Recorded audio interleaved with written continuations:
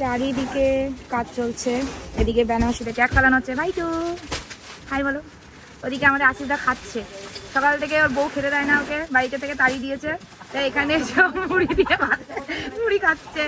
এই জন্য বলি বউয়ের কথা শুনে চলবা বাড়িতে, দেখেছো? এই জন্য পাপাই আমার কথা শুনে চলে বলে সংসারে কত শান্তি।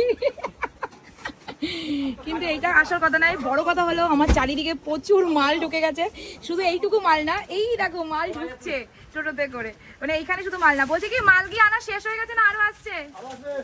ওরে বাবা, ও আবার পেছনে একটা টোটো মাল অলরেডি রয়েছে। আমি কিছু যেতে পারি? একটু আমাকে জায়গা দেওয়া হবে? আচ্ছা দেওয়া আছে। এই তো এক টোটো না তিন টোটো, এক টোটো ছাড়া হলো, আরেকটা ওই যে দুই টোটো আমরা দাঁড়িয়ে রয়েছে।